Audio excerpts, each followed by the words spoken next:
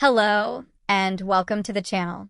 If you're new here, thanks for joining us, and if you've been here before, thanks for coming back. In this video, we cover finding the right balance between undertrading and overtrading. We share a few tips to help you find balance. So we're inside of our Sierra Chart platform, and we have our Strategy Lab MA Cross 3 foundation loaded. And this particular foundation is located in our professional version of the Strategy Lab. If you're new to the channel, the Strategy Lab includes the foundations that we feature on our channel, the machine learning models, and again, for reference, a foundation is a pre-engineered system allowing you to implement professional grade trading systems in a no-code environment. We've already engineered the system, the idea. We've encapsulated that system or that signal with our professional machine learning models, our risk and trade management system, and then also in the Strategy Lab you receive insights from our proprietary research. So we have two tiers of the Strategy Lab, the premium and the professional. The difference between the tiers is that the professional includes some additional foundations that represent more advanced trading strategies.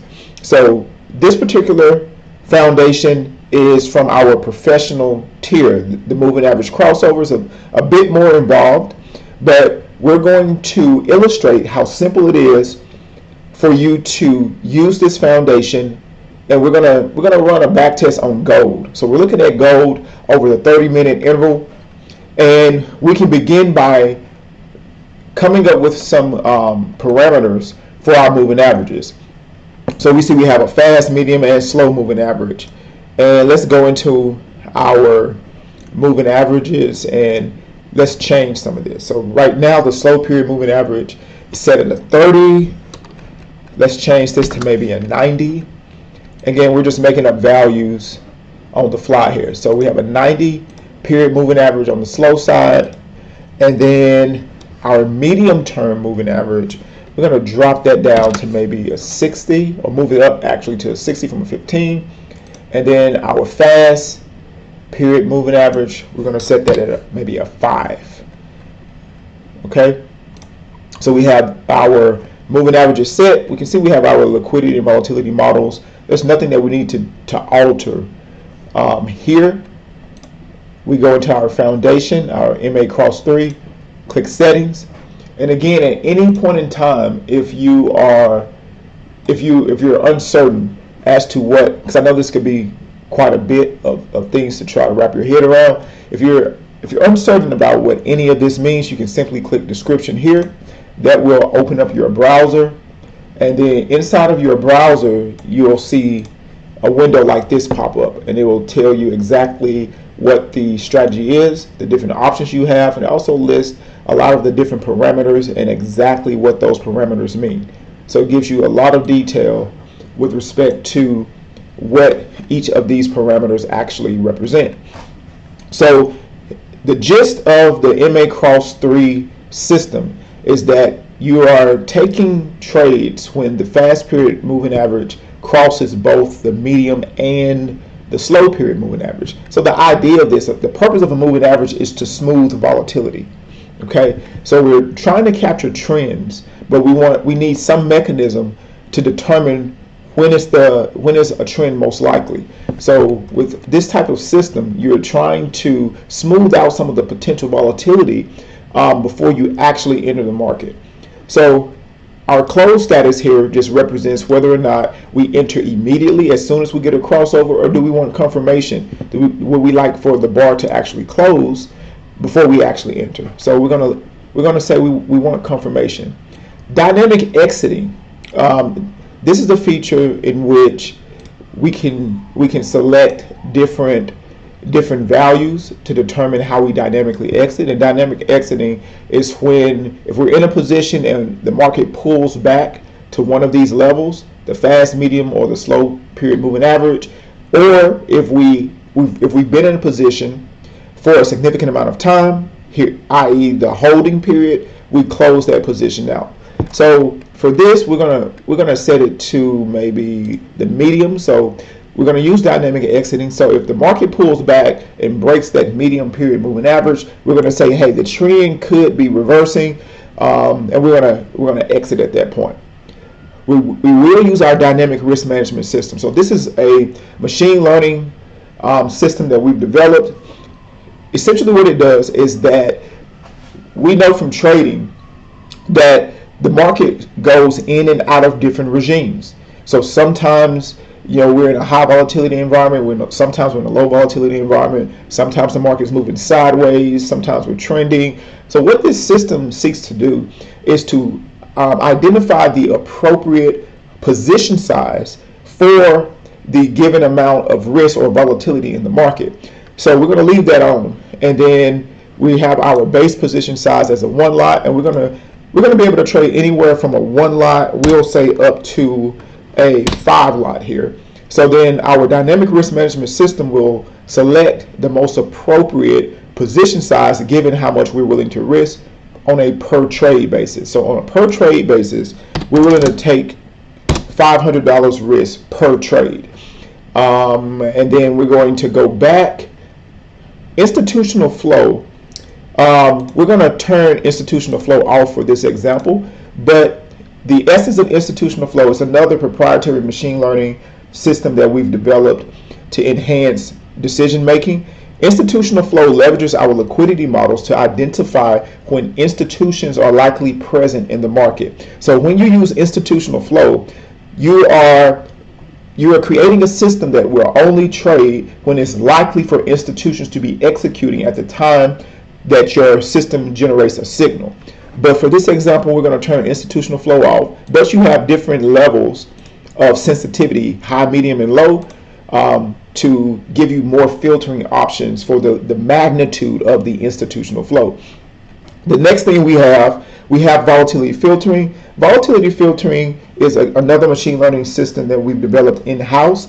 It leverages our volatility models, and it allows us to filter our trades to only trade when there are either increases or decreases in volatility, and we can also change the sensitivity on that as well. So we're going to keep volatility filtering on, but what we're going to do is that we want to trade in low volatility environments. So when there's a significant decline in volatility, that's when we would like to take trades. And again, we're experimenting, we're making this up on the fly, so it'd be very interesting to see how our back test comes out with these settings, and then we can analyze. So we're going to keep volatility filtering on, but we're only going to trade when volatility has declined, and then we want to set our sensitivity to low to create a baseline to start off. And then our exposure, again, we're risking $500 per trade. We can trade anywhere from a 1 to a 5 lot. Our daily drawdown, we're going to make that $1,500 that we're willing to risk per day. Our max give back and max give back trigger. So what this does is that once we're profitable by the max give back trigger amount, so in this case by $1,000, if we were to ever give back 500 of that $1,000 P&L, we would stop trading. So, and this is a way of protecting your winning days. A big part of trading is being able to maximize the periods in which the market is in a state that's favorable for your strategy, and to marginally increase those wins, and then be conservative on days in which the market is not really in your favor. So to do that, you have to have really good risk in trade management. You have to know when you should really push it, and you have to know when you should really pull back when the market is not conducive to your trading strategy. And that's true both with automated trading as well as with discretionary trading. So here we've encapsulated that idea into a system. So our move to break even is set for 20 ticks. I think that's okay. We will enter at the close. We'll use limit orders. That's fine, but there are different options we have here. We're going to use a trail. So we're going to use a trailing stop, and then our stop loss will still run a we'll say a 10 10 tick stop. We're going to trail once we're on side by 20 ticks, and then we'll leave the trail amount. We'll drop this trail amount. We're trading gold, so we're going to drop this trail amount down to maybe a 3-point trail. That's what we're going to do. And then the next thing we want to look at is our target multiple. So our target multiple is simply where do we place our profit target as a function of how much risk we're taking. So we look at our exposure. So for each trade, we're exposed to a potential $500 loss. So then the target multiple will just be placing the target at some multiple, in this case 8 times, at a profit level that's 8 times the amount that we are really willing to risk. We're going to drop this down to 4 for this example, and then okay, everything else looks good. Cancel minutes. This just determines how long. So if we're using limit orders, the cancel minutes controls how long our passive orders remain resting in the market. So if we haven't gotten filled after a minute, then we'll cancel that order to ensure that we don't have stale orders just sitting in the market. So we can click OK. We can apply this, and we can see our moving averages update. And we scroll over, we can see that once we get enough market generated information, then our moving averages begin to populate. So we're going to go back to the beginning of the testing period, and let's go firstly. So I'm right clicking, going to chart settings, and let's see how many. So we have 10 days loaded. Let's test this for about 90 days. So click OK. I'm going to allow the data to load, and then we'll prepare our back test. Okay, so our data is loaded. We have the most recent 90 days loaded. We want to disconnect from the live data feed, so we don't want to run a back test while we're connected to the live data feed. And then we want to click on chart and bring up our control panel. So this brings up our replay control panel, and we do want it to have, we would like it to be set to single chart because we're only back testing this single chart, and our replay mode is correct accurate trading system backtest mode. So then we can simply click play here, clear all trade data for simple account, and then the next thing that we want to do is bring up our trade activity log. And to bring up our trade activity log, we simply just click trade and go to trade activity log, and then let me bring this over. It populates this. So we're trading. We'll be running our back test in Sim 11. We can see that everything has been zeroed out. And then for reference, you always want to monitor this QC value here. So if this value is not 0, it simply means that there is some additional background processing occurring. And then you want to wait until this value changes to 0 and then begin your back test. So we're ready to start our back test. So we can move this out of the way. One other thing that we want to check. So we go back into our foundation. We know that we're trading 30-minute intervals on gold, and we want to make sure that we have a good to cancel time in force,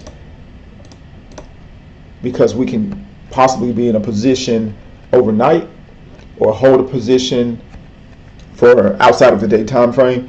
So then we want to make sure that our bracket orders persist outside of the day time frame. So we've sorted that, and now we just simply click play, and we can see that we start getting market generated information.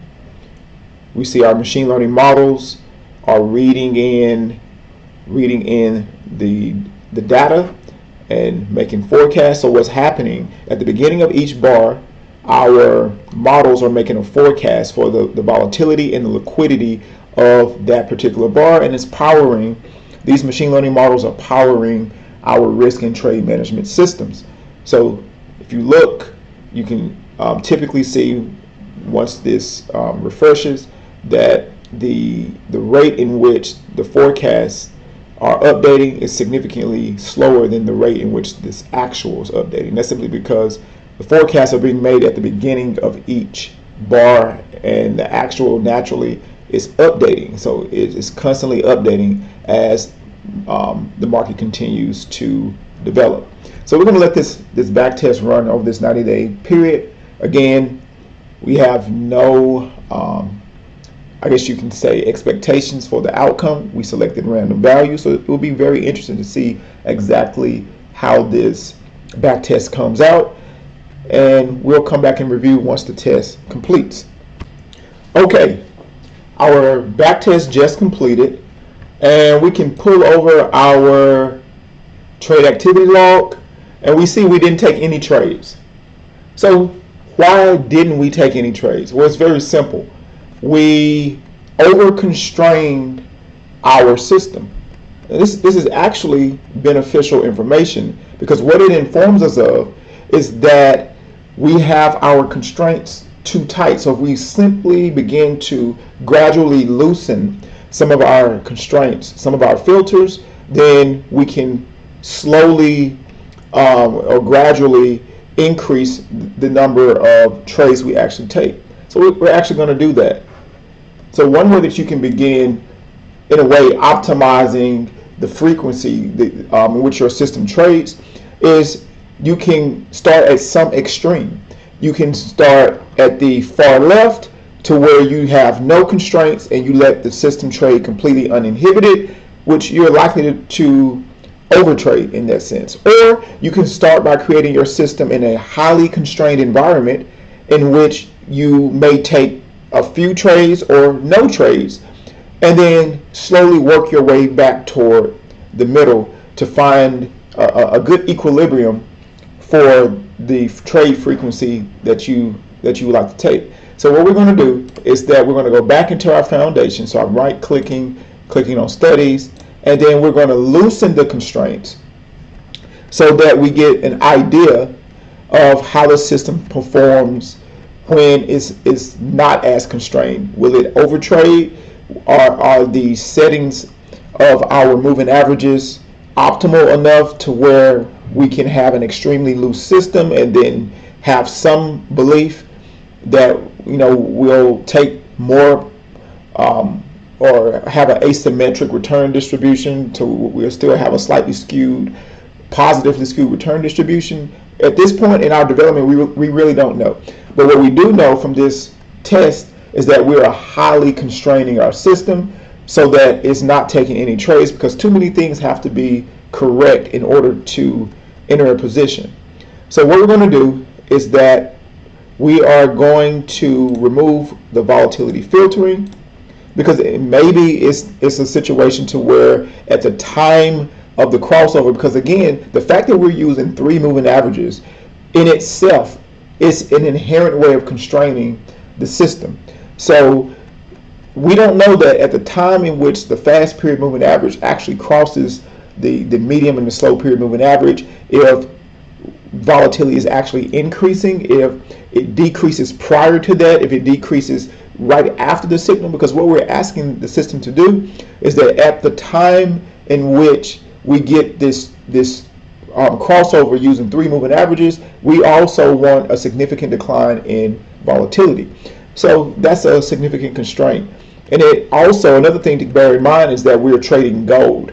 So the market microstructure of maybe the NASDAQ could actually warrant that additional constraint, and we could actually have a good balance of positive to negative trades, or a good balance with respect to the frequency in which we're trading. So with maybe applying these settings to the NASDAQ could actually be beneficial given the volatility that we typically see in something like the NASDAQ, or maybe a natural gas or something like that. So what we're going to do, we've removed volatility filtering. We're going to continue to use our dynamic risk management machine learning system to select our position size, and then we're going to turn on institutional flow, but we're going to keep institutional flow at a minimum, and we're going to leave everything else as is, and we're going to see what are the effects of just simply removing one of our machine learning risk management systems and switching to another, because in some instances it may make perfect sense to use institutional flow and not use volatility filtering. In some instances it may make perfect sense to use volatility filtering and maybe not use institutional flow, or depending on the instrument, the market microstructure of the instrument that you're trading, the strategy that you're trading, it may make sense to actually use both institutional flow and volatility filtering. And this is the intuition that you will begin to develop as you put in more time and more effort, more research, and you begin to experiment and get feedback from running your test. So we just turned off volatility filtering, but we turned on institutional flow, and we have it set to a low sensitivity, so we're not trying to constrain it too much. And then we're going to click OK. We're going to click OK again here, and then go back to the beginning start period of the beginning of our testing period. Click play, and our data is reloaded. We see that with our trade activity log, we're still zeroed out because we didn't take any trades in the prior test.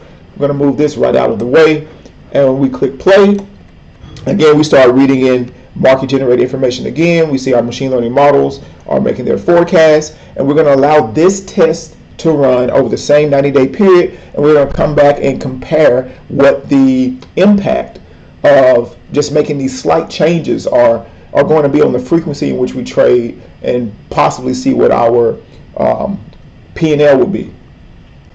Okay, so we just finished our our first update to our test, and we bring over our trade activity log, and we can see we're still overly constrained. So this is an indication that we probably would need to change our moving averages. So it's likely not a function of our risk and trade management system. We probably have a set of parameters, our core parameters, our moving averages, that in addition to how we are using our risk and trade management system, that's just overly constrained. So one last thing that we're going to do, we're going to go and we're going to update our moving averages. And so this is at 90. Yeah, so we're going to drop this down to maybe, let's drop this down to a 15, just for illustration purposes. And we're going to move this down to a 5. And we're going to drop the fast down to a 2. Okay. And then we're going to go into we're going to leave everything else the same. We're going to leave everything else the same because we want to just show how you can move from one end of the spectrum to the opposite end of the spectrum and try to find that equilibrium between the frequency that you ultimately would like to trade. So the only thing that we changed were the values of our moving average, because again, this type of system in it inherently is seeking to smooth out a lot of the volatility. So it's looking to minimize the frequency of trades just on its own. So then we click OK, and we can click play here, and we can just start our back test again, and then we'll let this run, and then we'll come back and do a final analysis of what we covered in this experiment. Okay, so we finished another back test after updating our moving average parameters, and then we can look at our trade activity log, and we still haven't taken any trades. So again, we're still to the far right end of that extremity spectrum. We're pretty much out of time in this video, but to quickly illustrate what you would do in this situation, we're going to, well, firstly, there are a few things that you can do. One, you have to understand what the built-in dynamics of the system, the strategy that you're trading is. So this 3 period, or this MA cross 3, in a sense, it has inherently is designed to limit volatility, to smooth out a lot of the noise. So when you're adding additional filters or conditions on a system like this, then you could easily end up on the far right end of the spectrum relatively easily. So there are a few things that you could do. One, we could go in and we could remove the institutional flow and then see if we're okay with the frequency. Another thing that we could do, we could simply change the time frame. So to illustrate briefly, we're just going to drop the institutional flow, and then we're going to go and also change the time frame, and then see if signals immediately start to populate. So I'm just going to go to chart settings, go to here chart settings, and then we're going to change.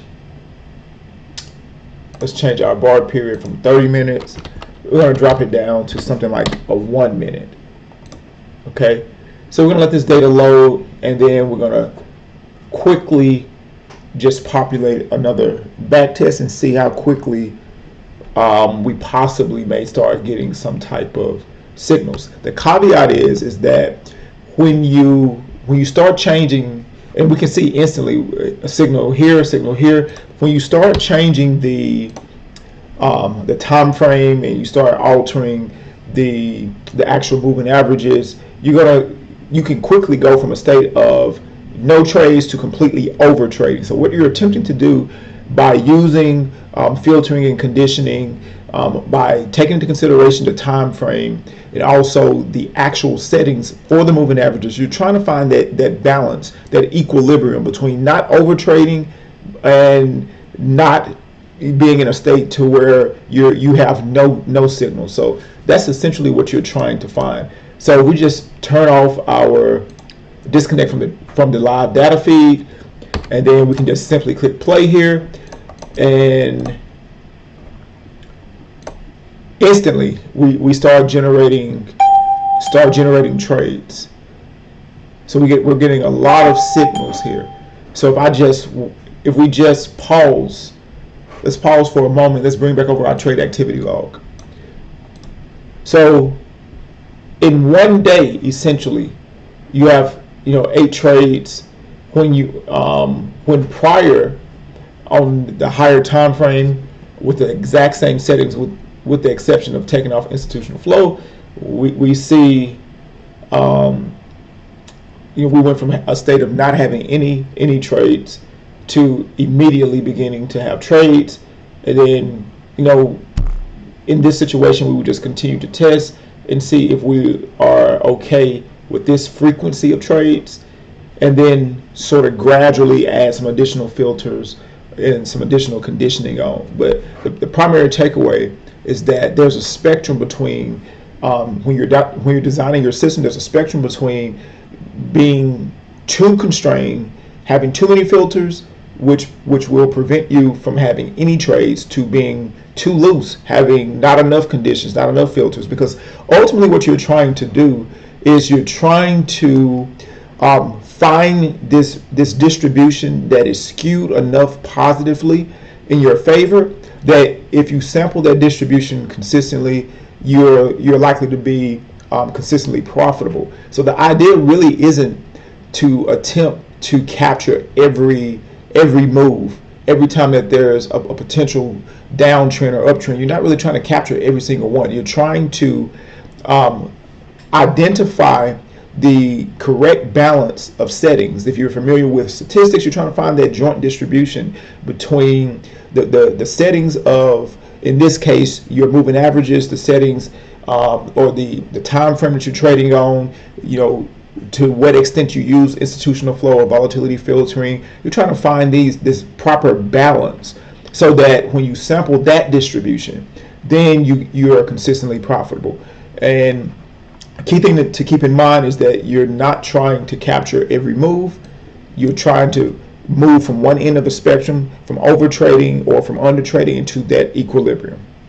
To access the exact systems and mathematical models shown in this video, be sure to visit our website to learn more. And if you would like to learn more about the professional process we use to design systems, and to do so in a no-code environment, click the link in the description to enroll in our free course, Automated Trading Foundations.